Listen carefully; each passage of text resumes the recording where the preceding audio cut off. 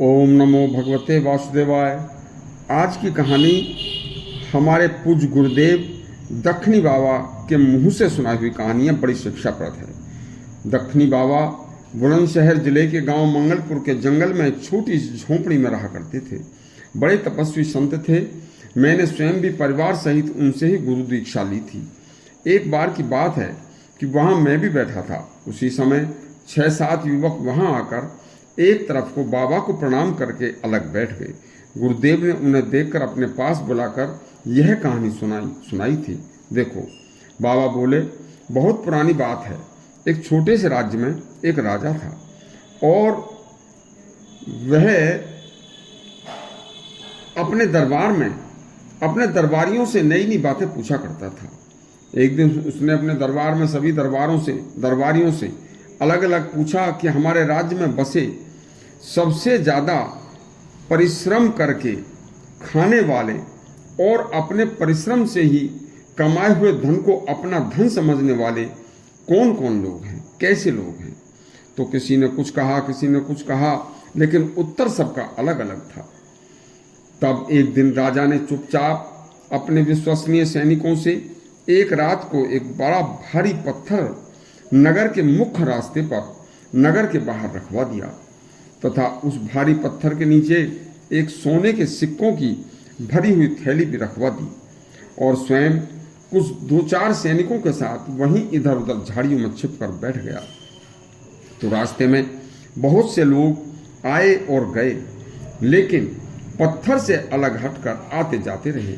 किसी ने भी उस पत्थर को हटाने के बारे में नहीं सोचा। फिर कुछ समय बाद एक किसान आया। उसके सिर पर पशुओं के चारे का एक बहुत बड़ा गट्ठर था।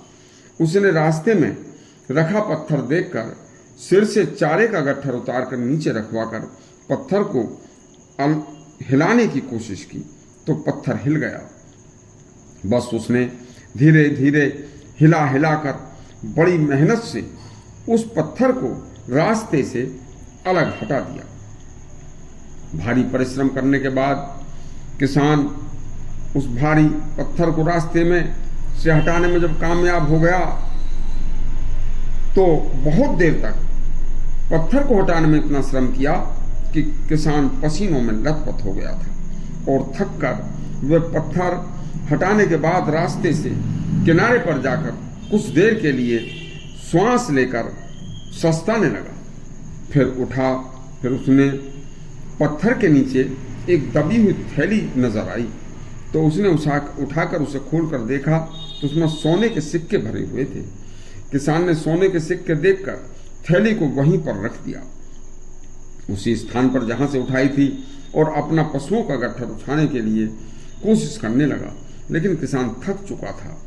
उसने इधर उधर देखा कि कोई आदमी मिल जाए तो यह तक मेरा गट्ठर पशुओं का थोड़ा सहारा लगाकर मेरे सिर पर रखवा दे।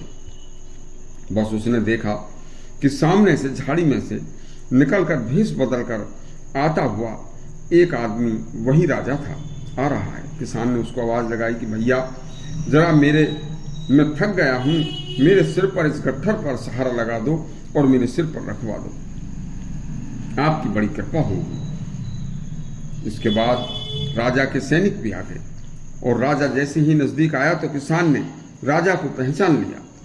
किसान ने राजा को प्रणाम किया तो राजा ने कहा, भैया यह पत्थर हटाकर तुमने रास्ता साफ करके बड़ा अच्छा कार्य किया है, और इसके नीचे रखे जो सोने के सिक्कों की थैली थी तुमने उठाकर सोने के सिक्के देखकर भी इसे यहाँ वहीं पर क्यों रख दिया, अपने पास क्यों नहीं रखी।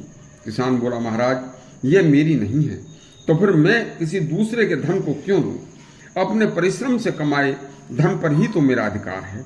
राजा बोला, मुझे मेरे सवाल का उत्तर मिल गया है। यह पत्थर मैंने ही रखवाया था और सोने के सिक्के भी मैंने ही रखवाए थे, और मैं तुम्हारे आने से पहले देख रहा हूं कि अब तक बहुत सारे लोग इस रास्ते से गाली देते हुए निकल कर आए हैं और गए हैं, लेकिन और कहते हैं कि न जाने किसने यह पत्थर यहाँ रखवाया है, लेकिन किसी ने कोशिश नहीं की कि इस पत्थर को हटाया जाए। तुमने भारी परिश्रम करके पसीने से लथपथ होकर इस पत्थर को हटाया है। अब हमारी तरफ से सोने के सिक्कों की भरी थैली तुम्हारे लिए है। क्योंकि तुम्हारी हुई जिस तरह से पत्थर जीवन में आने वाली बाधा के समान था, उसी तरह से इनाम बाधा को दूर करके मिलने वाली उन्नति के समान है। राजा के हाथ से किसान ने खुशी खुशी वह सोने की थैली ली और अपने घर चला गया। इस कहानी को सुनाकर गुरुदेव ने युवकों से कहा कि आज के बाद जो तुम बेकार में अपना समय यहाँ आकर बर्बाद करते हो, समझ लो कि यह समय अपने खेत में करना। तुम्हारी उन्नति खेत से होगी, परिश्रम करके होगी। आपका यहाँ रोजाना बेकार बैठने से कुछ नहीं होगा। अपने घर जाओ, अपने खेत में काम करो। ये शब्द पूज्य गुरु जी के मुंह से मैंने स्वयं सुने थे। यह कहानी बड़ी शिक्षाप्रद है। धन्यवाद।